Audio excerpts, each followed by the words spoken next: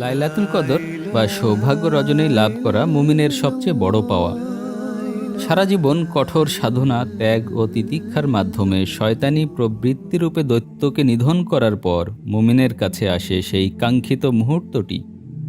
সেই মুহূর্তটি যা আল কুরআনে লাইলাতুল কদর নামে আখ্যায়িত হয়েছে। গভীর নিশীতে প্রেমিক প্রেমিকা যেমন দুনিয়ার সবার অগোচরে চুপিসারে অভিসারে মিলিত হয়, তেমনি আধ্যাত্মিক জগতে মুমিন সাধনার শেষ লগ্নে তার প্রভুর দিদার বা দর্শন ও সান্নিধ্য লাভ করে বাক্যালাপে ভূষিত হয়। এ মুহূর্তটি আসলে তার জীবনে লাইলাতুল কদর। তবে একথা নিঃসন্দেহে বলা যায়, এ মুহূর্তটি অবশ্যই মুমিনের জীবনে আসে রমজানের কঠোর সাধনার শেষ দশকে। রোজার সাধনার মাধ্যমে মুমিন পানাহার ত্যাগ করে, নিদ্রাকে কম করে দিয়ে এবং বৈধ জিনিস সাময়িক নিজের জন্য আল্লাহর খাতিরে অবৈধ বানিয়ে রাখে। তাই সে আল্লাহর সাথে নিজ নিজ সামর্থ্য অনুযায়ী বাক্যালাপ করার সৌভাগ্য লাভ করে। এর ইঙ্গিত আমরা কুরআন মজিদের সূরা বাকারার 187 নম্বর আয়াতে পেয়েছি। সুতরাং সেই মুহূর্তটি প্রত্যেক মুমিনের জীবনের জন্য অতি আদরের। মহানবী হযরত মুহাম্মদ সাল্লাল্লাহু আলাইহি ওয়াসাল্লামও রমজানের শেষ দশকেই আল কুরআনের মহান বাণী লাভ করেছিলেন। মহানবী সাল্লাল্লাহু আলাইহি ওয়াসাল্লাম এই মুহূর্তটিকে বোঝানোর জন্য তার উম্মতকে এটি অনুসন্ধানের জন্য বলেছেন। এটি রমজান মাসে এবং রমজান মাসের বেজোড় রাতগুলোতে, আর সম্ভাব্য রাতও বলেছেন 27 তারিখ। হাদিস পাঠে জানা যায়, হযরত ওবায়দা রাদিয়াল্লাহু তাআলা আনহু থেকে বর্ণিত, মহানবী সাল্লাল্লাহু আলাইহি ওয়াসাল্লাম কদরের রাত সম্বন্ধে তাদেরকে জানাবার জন্য এসেছিলেন। আল্লাহ রসুল সাল্লাল্লাহু আলাইহি ওয়াসাল্লাম বলেন, আমি কদরের রাত সম্পর্কে তোমাদের জানাবার জন্য এসেছি, কিন্তু অমুক অমুক ঝগড়া করাতে আমি তারিখটি ভুলে গেছি।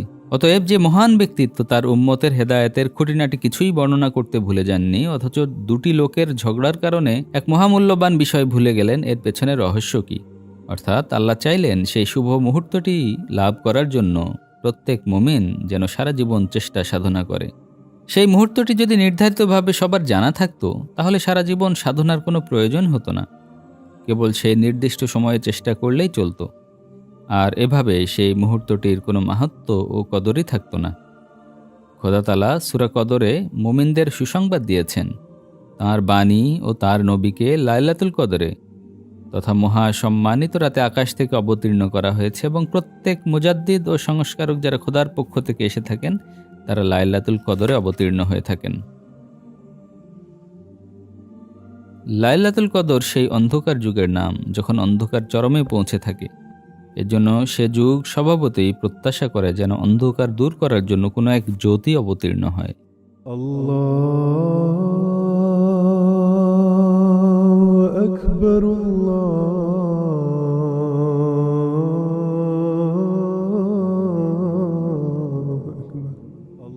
সেই যুগের নাম রূপকভাবে লাইলাতুল কদর রাখা হয়েছে। তবে রমজানের শেষ দশকের রাতগুলোতে দোয়া কবুলিয়তের এক বিশেষ মুহূর্ত এসে থাকে। কারো এই মুহূর্তটি লাভ করলে তার কি করা উচিত, এ প্রসঙ্গে একটি হাদিস আছে, যেখানে হযরত আয়েশা সিদ্দিকা রাদিয়াল্লাহু তাআলা আনহা বলেছেন, মহানবী সাল্লাল্লাহু আলাইহি ওয়াসাল্লামের কাছে আমি জানতে চেয়েছিলাম যে লাইলাতুল কদর যদি আমি পাই, তাহলে আমার সে রাতে কি করা উচিত। মহানবী সাল্লাল্লাহু আলাইহি ওয়াসাল্লাম বললেন, তাহলে তুমি দোয়া করবে, আল্লাহুম্মা ইন্নাকা আফুবুন তুহিব্বুল আফওয়া ফাআফু আন্নি। অর্থাৎ, হে আল্লাহ, নিশ্চয়ই তুমি ক্ষমাকারী, তুমি ক্ষমা ভালোবাসো, অতএব তুমি আমাকে ক্ষমা করো।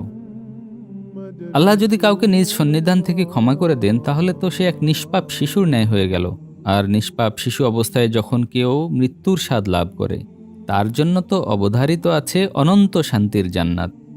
আল্লাহ আমাদের সবাইকে লাইলাতুল কদর নসিব করুন। আমিন।